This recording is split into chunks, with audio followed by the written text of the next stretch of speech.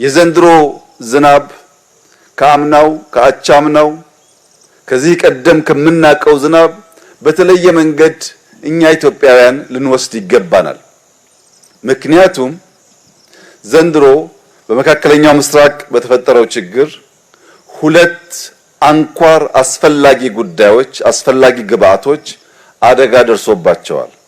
አንደኛው ነዳጅ ኢነርጂ ነው። ሁለተኛው ማዳበሪያ ነው። ሁለቱ ቁልፍ ግብአቶች በደረሰባቸው አደጋ የመጀመሪያው ጥቃት የሚያጋጥመው ምግብ ነው። በማዳበሪያውም በኢነርጂውም እጦት ምክንያት የሚጎዳው የምግብ እጥረት የሚያስከትለው አደጋ ነው።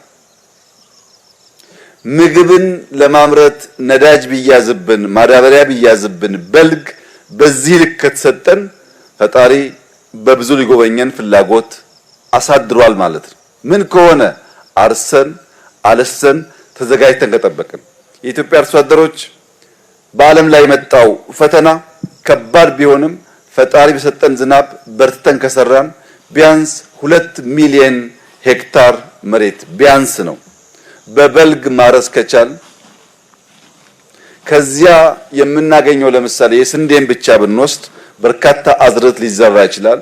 ስንዴ 40 ኩንታል በሄክታር ብናገኝ 2 ሚሊዮን ባይሆንም ባነሰ ግን በ1 ሚሊዮን እንኳን ቢታሰብ 40 ሚሊዮን ኩንታል እናገኛለን ማለት ነው።